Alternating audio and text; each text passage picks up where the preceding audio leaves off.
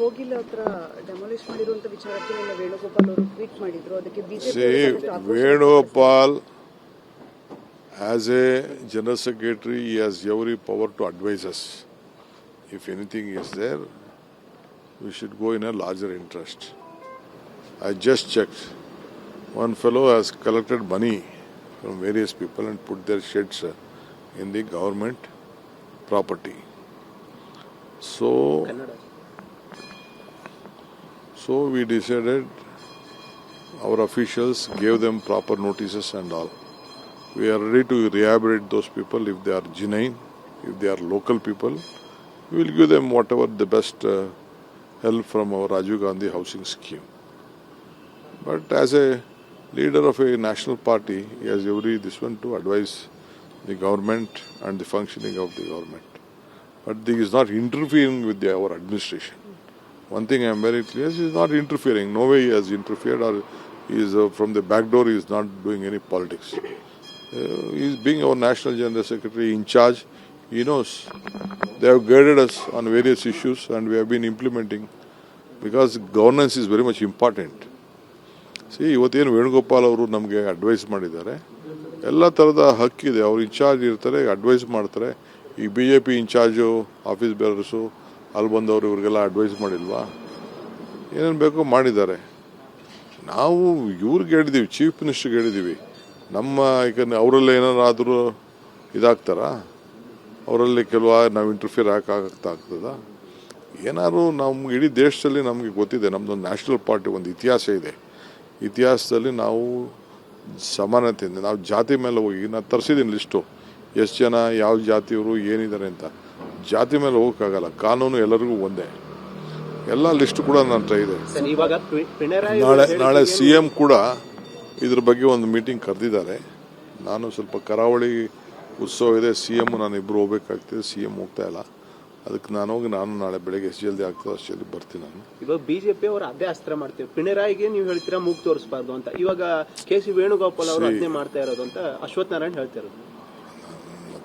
BJP ಅವ್ರು ನಾನೇನು ಉತ್ತರ ಕೊಡೋಕೆ ಇಷ್ಟ ಇಲ್ಲ. ಅವ್ರು ಒಬ್ಬೊಬ್ರು ಒಂದೊಂದ್ಸತಿ ಅವ್ರ ನ್ಯೂಸಲ್ಲಿ ಇರಬೇಕಲ್ಲ, ಕಾಂಪಿಟೇಷನ್ ಇದೆ ಅವ್ರವ್ರ ಪಾರ್ಟಿಲಿ, ಒಬ್ಬೊಬ್ರಿಗೊಬ್ರು ಕಾಂಪಿಟೇಷನ್ ಇದೆ.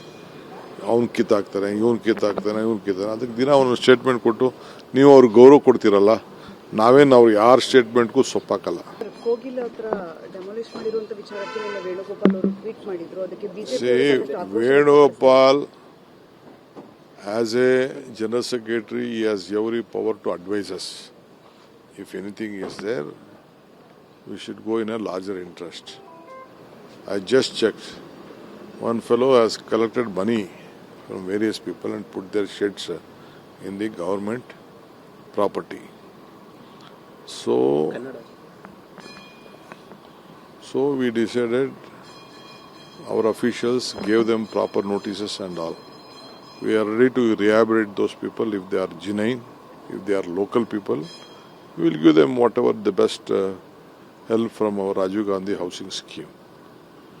But as a leader of a national party, he has every this one to advise the government and the functioning of the government. But he is not interfering with our administration. One thing I am very clear, he is not interfering. No way he has interfered, or he is from the back door, he is not doing any politics. He is being our National General Secretary in charge. He knows. They have guided us on various issues and we have been implementing, because governance is very much important. See, ಇವತ್ತೇನು ವೇಣುಗೋಪಾಲ್ ಅವರು ನಮಗೆ advice ಮಾಡಿದ್ದಾರೆ, ಎಲ್ಲ ಥರದ ಹಕ್ಕಿದೆ, ಅವ್ರು incharge ಇರ್ತಾರೆ, advice ಮಾಡ್ತಾರೆ. ಈ BJP ಇನ್ಚಾರ್ಜು ಆಫೀಸ್ ಬೇರರ್ಸು ಅಲ್ಲಿ ಬಂದವರು ಇವ್ರಿಗೆಲ್ಲ ಅಡ್ವೈಸ್ ಮಾಡಿಲ್ವಾ? ಏನೇನು ಬೇಕೋ ಮಾಡಿದ್ದಾರೆ. ನಾವು ಇವ್ರಿಗೆ ಹೇಳಿದ್ದೀವಿ, ಚೀಫ್ ಮಿನಿಸ್ಟರ್ಗೆ ಹೇಳಿದ್ದೀವಿ, ನಮ್ಮ ಈಗ ಅವರಲ್ಲಿ ಏನಾರಾದರೂ ಇದಾಗ್ತಾರಾ? ಅವರಲ್ಲಿ ನಾವು ಇಂಟರ್ಫಿಯರ್ ಆಗ್ತದ? ಏನಾದ್ರು ನಮ್ಮ ಇಡೀ ದೇಶದಲ್ಲಿ ನಮಗೆ ಗೊತ್ತಿದೆ, ನಮ್ಮದೊಂದು ನ್ಯಾಷನಲ್ ಪಾರ್ಟಿ, ಒಂದು ಇತಿಹಾಸ ಇದೆ. ಇತಿಹಾಸದಲ್ಲಿ ನಾವು ಸಮಾನತೆಯಿಂದ, ನಾವು ಜಾತಿ ಮೇಲೆ ಹೋಗಿ, ನಾನು ತರಿಸಿದ್ದೀನಿ ಲಿಸ್ಟು, ಎಷ್ಟು ಜನ ಯಾವ ಜಾತಿಯವರು ಏನಿದ್ದಾರೆ ಅಂತ. ಜಾತಿ ಮೇಲೆ ಹೋಗೋಕ್ಕಾಗಲ್ಲ, ಕಾನೂನು ಎಲ್ಲರಿಗೂ ಒಂದೇ. ಎಲ್ಲ ಲಿಸ್ಟ್ ಕೂಡ ನನ್ನ ಹತ್ರ ಇದೆ. ನಾಳೆ CM ಕೂಡ ಇದ್ರ ಬಗ್ಗೆ ಒಂದು ಮೀಟಿಂಗ್ ಕರೆದಿದ್ದಾರೆ. ನಾನು ಸ್ವಲ್ಪ ಕರಾವಳಿ ಉತ್ಸವ ಇದೆ, CM ನಾನು ಇಬ್ಬರು ಹೋಗ್ಬೇಕಾಗ್ತದೆ, CM ಹೋಗ್ತಾ ಇಲ್ಲ.